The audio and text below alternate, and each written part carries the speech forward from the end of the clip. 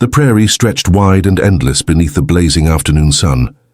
Heat shimmered above the grasses, and the air buzzed with cicadas. To most it was a lonely wilderness, but to Sarah Mitchell it was home.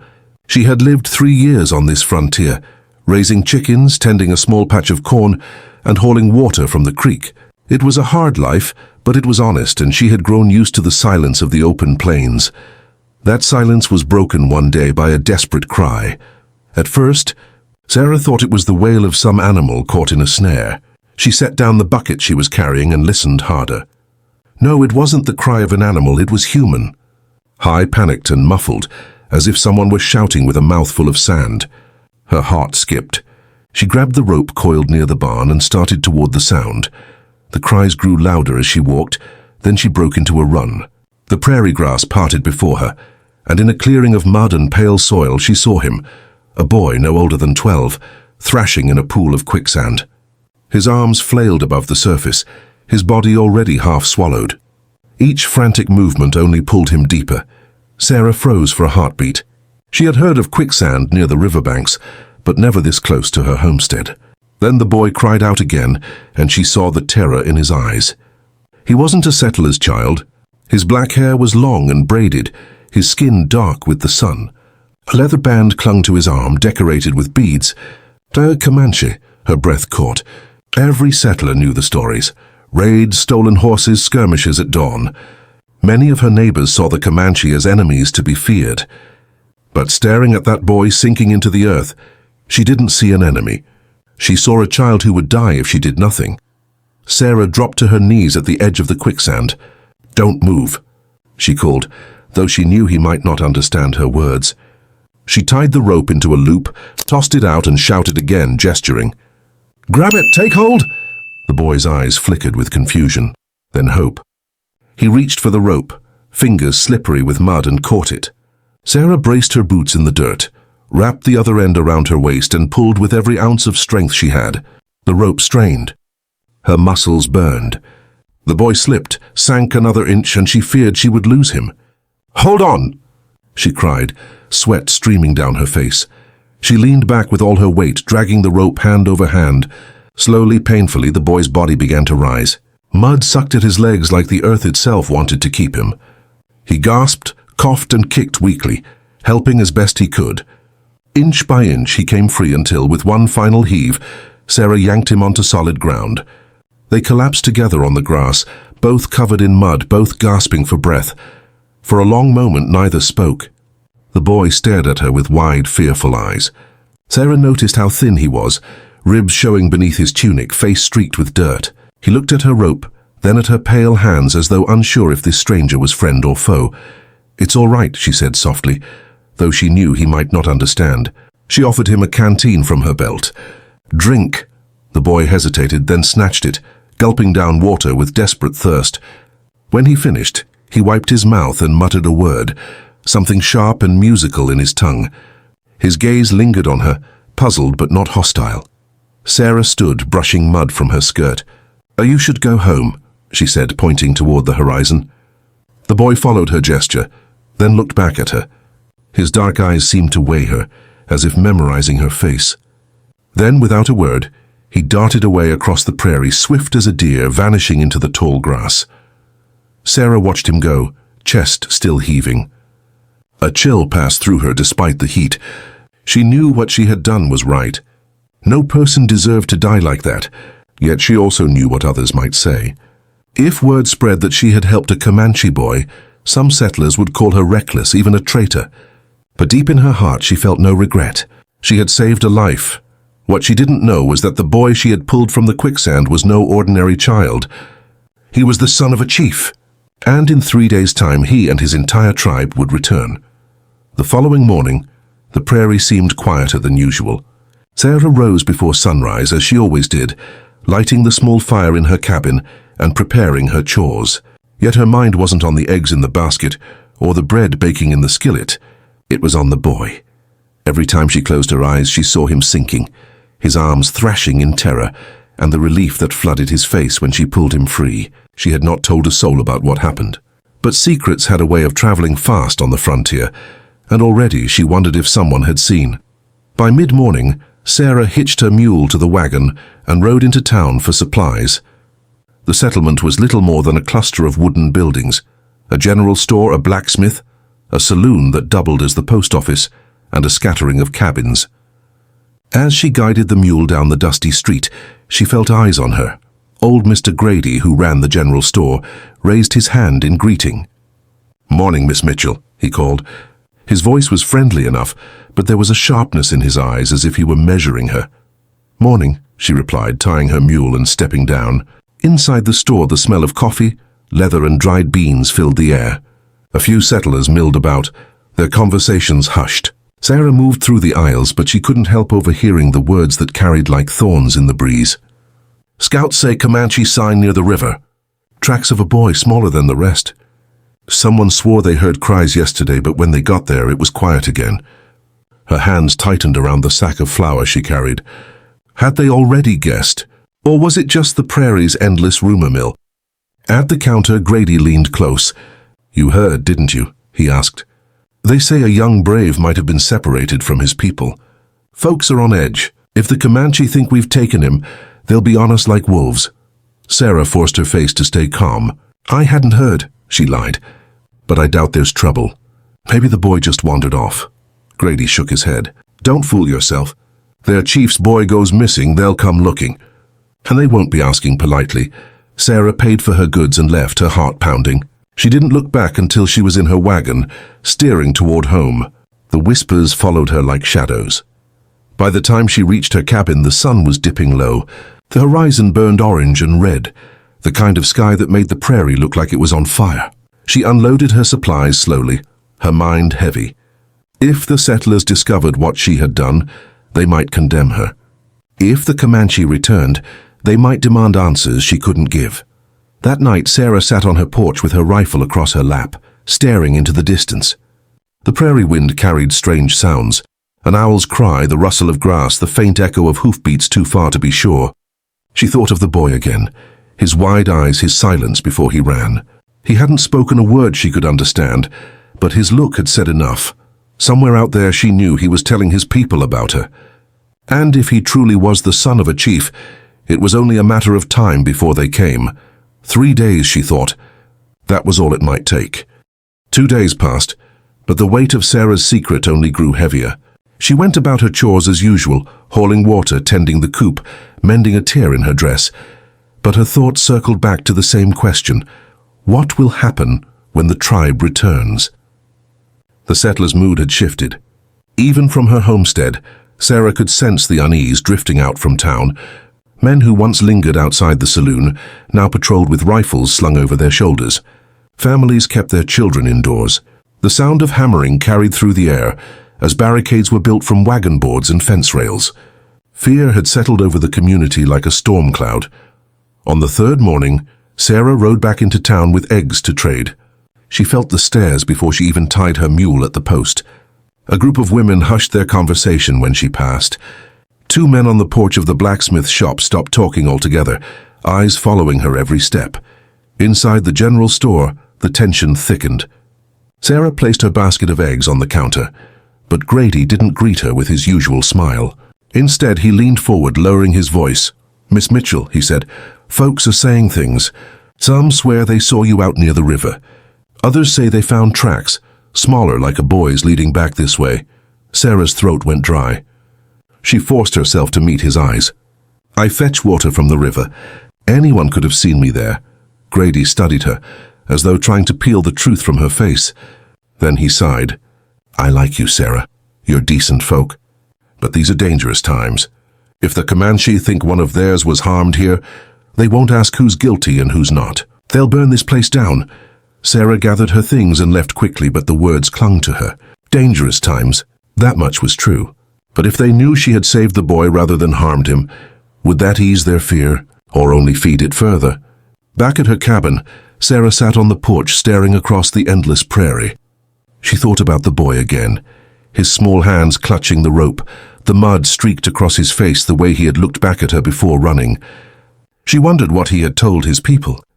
Did he call her savior? Stranger? Threat? The burden pressed heavier with each hour. By saving one life, She had tied herself to a chain of events she could no longer control. And in the stillness of the prairie night, with the stars burning cold and bright above her, Sarah whispered a truth she hadn't dared say aloud. They're coming. The prairie kept its secrets well, but to those who knew how to look, the land always spoke. That morning, before the sun was high, a pair of riders galloped into town, their horses foaming with sweat. They were scouts, men who spent more time under the open sky than under a roof, and their faces told the story before their mouths opened.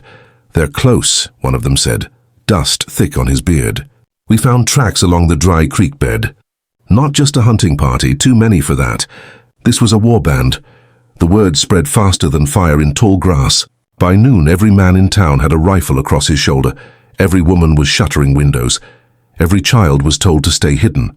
The saloon emptied. The church filled with whispers, and the sound of hammers striking nails never ceased. Sarah stood at the edge of town with her basket empty, having traded what she could. She listened to the murmurs, the sharp-edged fear in every voice. A warband, they said. Dozens of riders, maybe more. But she knew something the others didn't. If the boy she saved was among them, then this wasn't a raid. It was a return. On her way back home, Sarah stopped by the creek, where the water ran shallow over pale stones. Kneeling, she found them, tracks. Hoofprints deep in the mud, the edges still fresh. She traced one with her fingers, large, belonging to a war pony. Another smaller, lighter. Her heart caught. Could it be his? The wind shifted, carrying with it the faintest sound of distant drums. Or maybe it was her imagination. She rose quickly, scanning the horizon, but saw only grass swaying and hawks wheeling in the sky. Still she felt watched, as though unseen eyes followed her every step. By the time Sarah reached her cabin, dusk was falling. The colors bled across the sky, red, gold, purple, before sinking into shadow. She lit her lantern and set it on the porch, though she wasn't sure why. Perhaps to show she wasn't hiding. Perhaps to guide whoever might come. The prairie stretched silent before her, endless and dark. Yet she knew the truth now. They were out there. They had left their mark in the dust, and soon enough they would come to claim what was theirs. The morning broke quiet, too quiet for Sarah's liking. Even the prairie birds seemed hushed, their songs carried away by a still wind. She had barely finished her chores when she heard it. A low rumble, distant at first, like thunder rolling over the horizon. But the sky was clear, her breath caught. It wasn't thunder. It was hoofbeats. Sarah stepped onto her porch, her rifle leaning by the door, though she did not reach for it. She shaded her eyes against the sun. And then she saw them. Riders. Dozens of them, cresting the ridge like a wave of shadows and sunlit feathers. Painted faces, long braids whipping in the wind, lances tipped with iron and adorned with eagle feathers. They moved as one, proud and unyielding, the very earth trembling beneath their ponies. At their center rode a man unlike the rest. His posture was tall, his shoulders broad, his chest decorated with beadwork and a cloak of buffalo hide. An eagle feather crown caught the light, and the way the others glanced toward him left no doubt. This was their chief. Sarah's stomach knotted. She had expected them, feared this moment, yet now that it had come, she felt strangely calm. She stayed where she was, on her porch, hands visible, her lantern still hanging from the post as if declaring she had nothing to hide. The riders slowed, circling her homestead in a wide arc. Dust rose, cloaking the air in a haze. Then the chief raised his hand and the circle stopped. Silence fell heavy and absolute. From within the group a boy dismounted. His hair was streaked with dried mud, his tunic torn at the knee. Sarah knew him instantly, the boy she had pulled from the quicksand. His eyes found hers, and though his expression was guarded, there was recognition. He spoke a word to the chief, pointing toward her. The chief dismounted, his every movement measured and commanding. He stepped forward, the earth crunching beneath his moccasins. He said nothing at first, only studied her with dark, penetrating eyes. Sarah's heart pounded, but she met his gaze without flinching. Finally the boy spoke again, his voice urgent, his hands gesturing as though painting the story in the air. The chief listened, his face unreadable. Then he looked back at Sarah, and though she could not understand his words, his tone was clear. It was not anger. It was respect.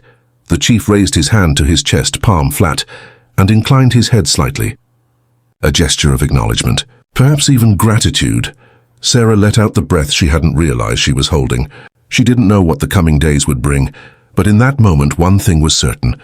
The boy had spoken for her. And because of that she was still standing. The tribe had returned. And with them, the future of everything she knew was about to change. The Comanche did not leave right away.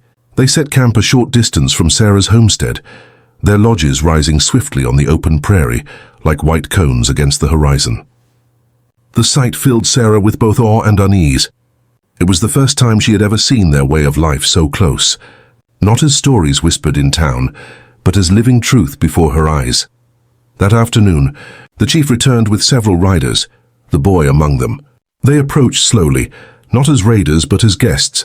Sarah stood on her porch, hands folded at her waist, heart thundering. The boy spoke first. His English was broken, but clear enough. "You saved me," he said, pointing to his chest. "Sand took me. You pulled me free." Sarah gave a small nod. "Yes, you were sinking. I couldn't leave you." He translated her words into his own tongue, speaking quickly to the chief. The older man listened, then stepped forward. From beneath his buffalo cloak, he drew out a necklace of bone and turquoise, each piece polished smooth by years of wear. He extended it towards Sarah. She froze. I can't take this," she whispered. But the boy translated, and the chief's eyes held firm. It was not an offer. It was a gift, a symbol. With trembling hands, Sarah accepted it. The weight of it against her palm felt heavier than stone. The boy's voice carried again. "My father says, you are friend. You touched his blood. He will not forget." Relief washed through Sarah, yet it was short-lived, for the boy's tone shifted, growing darker. He spoke further to his father, then turned back to her. "But he warns. Others come, bad men, not Comanche, not settlers. They take horses, burn camps, kill." Sarah's brow furrowed. "Outlaws?" The boy nodded. "Yes, outlaws. They move near. They hunt at night. They will strike soon." The chief gestured toward the horizon, speaking low and steady. His gaze never left Sarah's, and though she couldn't understand his tongue, she felt the gravity of his warning. The gift was not just gratitude, it was a bond, a promise that her fate was now tied to theirs. When the riders left, Sarah stood alone with the necklace clutched to her chest. She stared out at the endless prairie, where the sky met the grass in a thin line of gold. The settlers feared the Comanche. The Comanche feared the outlaws. And Sarah, caught between both worlds, realized that the storm was only just beginning. For the first time since she had come west, Sarah felt like a stranger in her own land. Every evening, smoke curled from the Comanche campfires, and the sound of drums and laughter drifted across the prairie. What had once been a silent horizon was now alive with voices and songs she could not understand. Curiosity warred with caution. The settlers in town would call her reckless for even watching, yet she couldn't help but be drawn to the glow of their fires. These were the people she had been taught to fear, yet when she had looked into the boy's eyes, she had seen not a savage but a child, grateful for his life. On the third night, as she carried water from the creek, the boy appeared again. He stood on the bank waiting, as though he knew she would come. His English was halting but clearer each time. "My name is Tahu," he said, tapping his chest. "Tahu, son of Quanah," Sarah nodded. "Tahu." She touched her own chest. "Sarah," he grinned, repeating it. "Sarah." Then he gestured toward the camp in the distance. "Come, my father wants you to see." Sarah hesitated. Crossing that line felt dangerous. Yet something in Tahu's expression, an earnestness beyond his years, moved her. She followed him. The camp was alive with color and movement. Women pounded grain in wooden mortars. Children chased one another between the lodges. Men sat polishing weapons or braiding horsehair. When Sarah entered, the chatter softened. Dozens of eyes turned toward her, some curious, others wary. Tahu led her to the chief. Quanah sat near the largest lodge, firelight painting his face in gold and shadow. He gestured for her to sit. She did. The bone and turquoise necklace heavy against her chest. Food was offered, a stew of venison and corn. She accepted, tasting flavors both foreign and familiar. As she ate, she listened. She could not understand their words, but she felt their rhythm, the rise and fall of voices, the bursts of laughter. This was not the savage horde settlers spoke of. This was a people with stories, families, and traditions, as deep as the land itself. At one point, Quanah spoke directly to her, his voice calm but commanding. Tahu translated, "My father says, the prairie is wide. It can hold many peoples, but only if there is respect." Sarah met the chief's gaze and nodded. "I understand." The night wore on, and though Sarah eventually returned to her cabin, the camp's sounds lingered in her ears. For the first time, she felt the veil lifting. The world was not divided into settlers and savages. It was many worlds crossing and colliding, with her caught in between. And she knew deep down that whatever storm was coming, she would not be facing it alone. The prairie was restless. Sarah felt it in the way the wind carried no birdsong, in how the horses near the Comanche camp stamped nervously at night. Even the settlers in town who once feared only the tribe now whispered of a different danger. Men without honor, outlaws who belonged to no home and no law. It began with smoke. One morning, Sarah spotted it rising far to the south, thin but steady. Later, a rider from town brought news. A ranch had been burned. Horses stolen, supplies taken, 2 men killed. "Not Comanche," the rider swore. Tracks of boots, not moccasins. These were whites, mean ones. That evening, Quanah himself came to Sarah's cabin with Tahu at his side. He stood tall in the twilight, his expression grave. Tao spoke for him. "My father says, these men are near. They kill our hunters, steal our horses. They leave no peace for settler or Comanche." He asks, "Will your people fight them?" Sarah hesitated. She thought of the settlers, scared, suspicious, barely trusting one another. Many would rather fight the Comanche than stand beside them. Yet she knew the truth. Outlaws cared nothing for race or border. They would strike wherever weakness showed. "I don't know if the town will agree," she admitted. "But I will stand," Tahu translated, and the chief inclined his head, a flicker of respect in his eyes. Days passed and the signs grew clearer. Dead cattle left in the dust. Wagons ransacked and abandoned. The sound of distant gunfire drifting across the plains. Fear gripped both camps, settler and Comanche alike. Children were kept close, rifles kept loaded. One night Sarah was woken by the crack of a gunshot. She rushed outside, lantern in hand. Across the prairie, flashes lit the horizon, an ambush quick and brutal. By morning, word spread. The outlaws had struck a settler's wagon train. Men were slain, women scattered, supplies stolen. Sarah clenched her fists. This was no longer rumor. The outlaws were here. And if something wasn't done soon, the blood of both her people and the Comanche would soak the earth. For the first time, she realized that survival would mean more than courage. It would mean unity, and unity on the frontier was harder than war. The town meeting was unlike any Sarah had ever seen. The church, usually half empty, was packed to the rafters. Men with rifles stood shoulder to shoulder. Women sat stiff-backed with children at their sides. Faces were tight with fear, and the air smelled of sweat, smoke, and suspicion. At the front, Mayor Thompson banged his fist on the pulpit. "These raids must be stopped. Outlaws show no mercy, but we cannot fight 2 enemies at once, Comanche and bandits both. We must decide where we stand." Murmurs rippled through the crowd. Some voices shouted for walls, others for preemptive strikes against the Comanche. The room was near boiling when Sarah rose from her bench. "I've seen the outlaws work," she said, steady despite the tremor in her chest. "They burned a ranch. They struck a wagon train.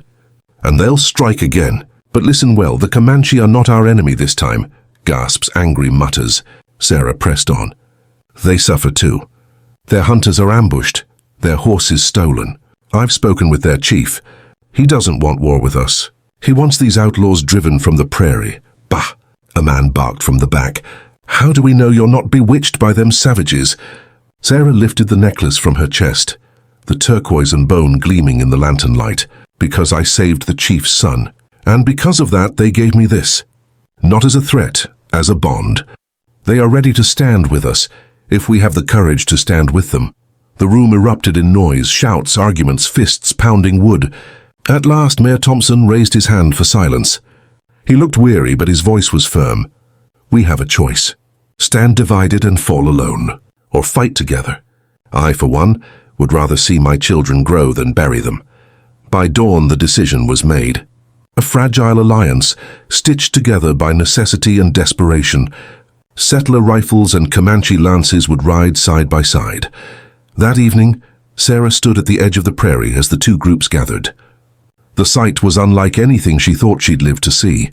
Settlers on their wagons, Comanche on painted ponies, eyes wary but united by the same cause.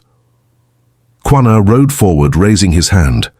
Mayor Thompson stepped out to meet him. For a heartbeat, the prairie held its breath. Then the two men clasped hands, an agreement sealed not by paper but by survival. The alliance had been born, and soon it would be tested in blood. The morning of the battle broke with a red sky, the kind sailors called a warning. Sarah stood with her rifle slung across her shoulder, heart thundering as she looked across the prairie. The alliance had gathered, settlers behind their wagons, Comanche warriors mounted and ready, eyes sharp as flint.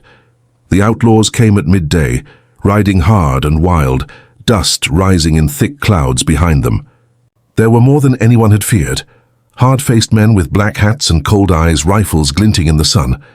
They whooped and fired as they charged, confident that fear alone would scatter their enemies. But this time the settlers did not scatter. And the Comanche did not retreat. The first shots cracked across the open ground. Settlers fired from behind barricades, while Comanche warriors darted on horseback, their arrows and lances striking swift and sure. The air filled with smoke, screams, and the clash of steel on wood. Horses reared, men fell, and the prairie shook with the fury of battle. Sarah knelt by a wagon wheel, loading and firing as fast as she could. Once an outlaw charged straight for her, pistol raised. Before she could fire, Tahu streaked past on horseback, knocking the man aside with a spear thrust. He grinned at her as he passed, and in that fleeting moment, she felt the bond of trust more powerful than fear. At the center of the fight, Quanah and Mayor Thompson fought side by side, back to back, rifle and tomahawk cutting down any outlaw foolish enough to press too close. Two men from different worlds, bound together by the will to protect their people. The battle raged for what felt like hours, though it was less.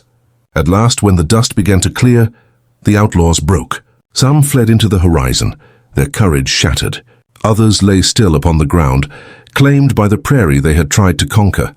Silence fell, broken only by the cries of the wounded and the restless snorting of horses. Slowly, as if waking from a fever dream, the settlers lowered their rifles. The Comanche reined in their ponies.